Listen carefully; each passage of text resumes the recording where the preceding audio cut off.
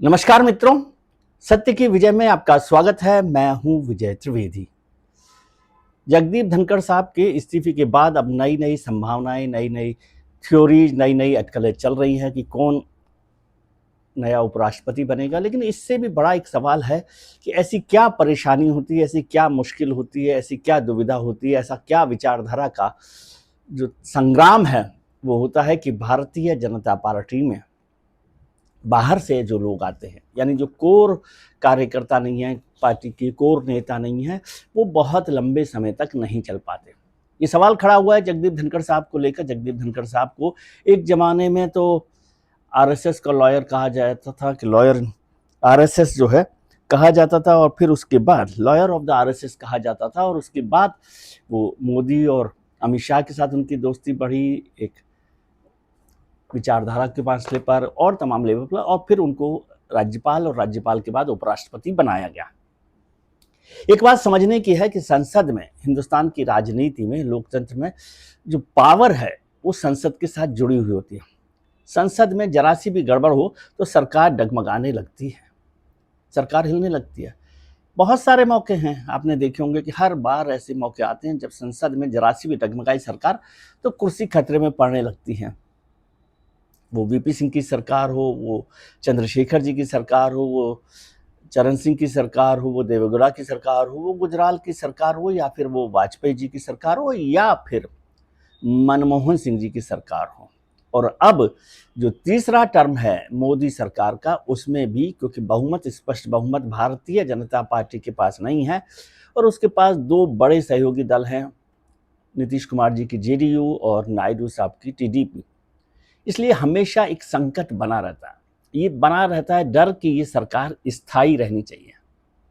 2024 के बाद लगातार ये लग रहा था कि ये सरकार बैसाखियों पर है और कमजोर सरकार है, लेकिन प्रधानमंत्री जी ने ये कोशिश की, ये एक्सरसाइज की कि अब वो संकट दूर लगता है।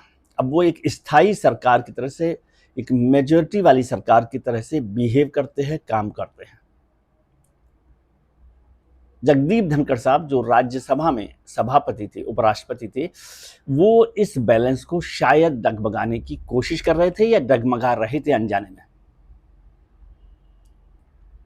जो काम राजनेताओं को करने चाहिए वो काम उपराष्ट्रपति के तौर पर और सभापति के तौर पर करने की वो कोशिश कर रहे थे। किसी भी सरकार को दूसरे के द्वारा, दूसरे के हाथ में पॉलिटिकल पावर जाने की कोशिश देखना भी गवारा नहीं होता। आपको याद होगा कि जगदीप धनखड़ साहब ने एक कार्यक्रम में किसानों को लेकर बड़ा बयान दे दिया था कि भाई ये किसानों को लेकर क्या कर रहे हैं, किसान आंदोलन पर हैं, पहले भी आंदोलन पर थे, आज भी आंदोलन पर हैं, किसानों के बारे में सरकार को सोचना चाहिए। वो हमेशा अपने आप को किसान नेता, जाट पुत्र, किसान पुत्र कहते रहते हैं। और उस कार्यक्रम में कृषि मंत्री के तौर पर शिवराज जी भी मौजूद थे, शिवराज सिंह चौहान साहब। अभी सरकार की कृषि मंत्री के लिए एम्बेरसमेंट होता है कि उनके सामने कोई उपराष्ट्रपति या और कोई व्यक्ति इस तरह से बात करे कि सरकार को ध्यान देना चाहिए। बड़ा मसला था, उससे भी सरकार को थोड़ी सी नाराजगी हुई थी। फिर जो लगातार बात होती रही, कुछ कुछ बातों में सरकार के बीच में और धनखड़ साहब के बीच में ट्रस्ट डेफिसिट बढ़ता रहा। दोनों के बीच में जो आपसी भरोसा था वो कम हो रहा था।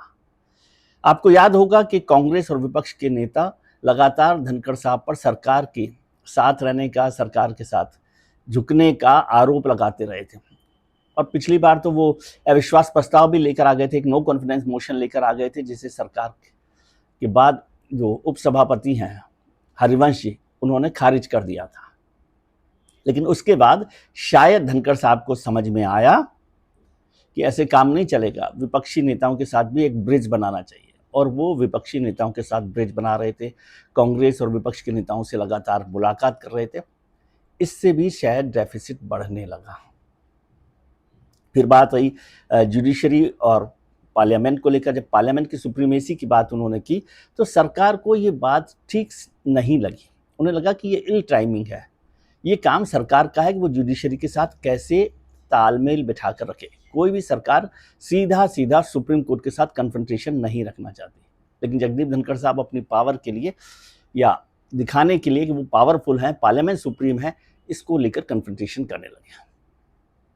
उसके बाद मसला आया जस्टिस यशवंत वर्मा का, जिस तरह से उन्होंने रिएक्ट किया, रेस्पॉन्ड किया, वो भी सरकार को बहुत अच्छा नहीं लगा। और फिर वो मसला आ गया संसद में, राज्यसभा में, जब उन्होंने विपक्ष के नेताओं के मोशन को, जो इम्पीचमेंट का मोशन था, उसे आगे बढ़ाने की कोशिश की, जबकि सरकार लोकसभा में इस मोशन को बढ़ाने की बात कर रही थी।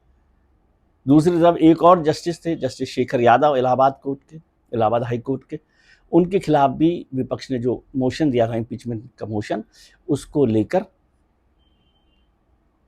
वो आगे बढ़ने की कोशिश कर रहे थे। उनको खुद को भी समझ में आ रहा था कि सरकार, उनके बीच में ट्रस्ट जो है कम हो रहा है, क्योंकि कई बातों पर सरकार उनकी सुनवाई नहीं कर रही थी। उन बातों की चर्चा करना भी यहाँ ठीक नहीं है, लेकिन उन्होंने एनडीए के एक मंत्री को कहा कि मैं सिर्फ अभी एक सरकार में वरिष्ठ जो मंत्री हैं, सरकार के एक मौजूदा सरकार में जो सीनियर मिनिस्टर हैं, उनकी वजह से अभी तक यहाँ पर बना हुआ हूँ कुर्सी पर। लगातार होता। मेरे मित्र हैं, एक बहुत सीनियर जर्नलिस्ट है शीला भट्ट, वो भारतीय जनता पार्टी को और हिंदुस्तान की राजनीति को 30-35 साल से बहुत गहरे से कवर करती है, उनकी गहराई तक पकड़ है। उन्होंने एक आर्टिकल लिखा rediff.com में, उसमें उन्होंने कहा कि ये डिस्ट्रस्ट बढ़ता जा रहा था और सरकार की तरफ से राजनाथ सिंह जी ने एक दिन जाकर उनको समझा दिया कि भाई ये काम नहीं चलेगा, ये डिस्ट्रस्ट बढ़ रहा है, लेकिन वो शायद इस बात को समझ नहीं रहे थे।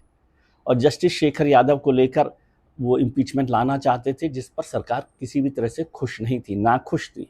वो नहीं चाहते थे कि जस्टिस शेखर यादव, जो विश्व हिंदू परिषद के एक कार्यक्रम में बोले थे और उसको लेकर उन्होंने चर्चा की थी। तो इस तरह से लगातार डिस्ट्रस्ट बढ़ रहा था। शीला भट्ट ने एक बहुत अच्छी लाइन लिखी है अपने आर्टिकल में, वैसे बहुत अच्छे ही वो लिखती हैं, अच्छी समझ उनकी है, पकड़ बहुत है, मेरे मित्र हैं। उन्होंने लिखा कि ये साफ है कि धनखड़ साहब सतपाल मलिक नहीं है। वो आइडियोलॉजिकल डिफरेंस बहुत नहीं था भारतीय जनता पार्टी के साथ उनका, लेकिन फिर भी मुश्किलें बढ़ रही थी। लेकिन उन्होंने लिखा, BJP made a serious error in जजेस धनखड़, मतलब धनखड़ को समझने में बीजेपी ने गलती की, गंभीर गलती की है। और Dhankhar fail to understand how Modi handles power.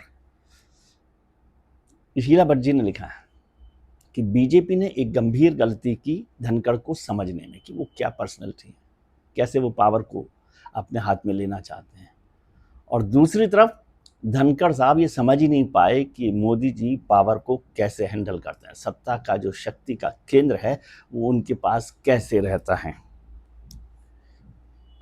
आखिर में लिखते हैं, BJP had no option but to get Dhankhar out of its way of the stability of the government, कि सरकार के स्थायित्व के लिए जरूरी था, बीजेपी के पास कोई ऑप्शन नहीं बचा था कि वो धनखड़ साहब को बाहर का रास्ता दिखाए। तो ये बात तो हुई धनखड़ साहब को लेकर, लेकिन क्या ये बात नहीं हो रही सर्किल में, बीजेपी सर्किल में भी, और जो पॉलिटिकल सर्किल है उसमें भी चर्चा होती है कि मोदी शासन में, मोदी काल जो है भारतीय जनता पार्टी के, उसमें वहाँ बोलना मना है, सोचना मना है, सिर्फ जो आदेश मिले उस काम को करना है, जो आरएसएस की भी लाइन अक्सर होती है। तो यहाँ बोलना मना है।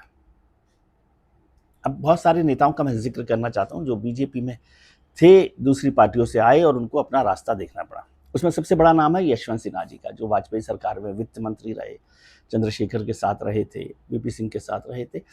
उनको मोदी सरकार की नीतियों को लेकर, उनके सेंट्रलाइजेशन की स्टाइल के काम को लेकर नाराजगी थी और उन्हें फाइनली जाना ही पड़ा।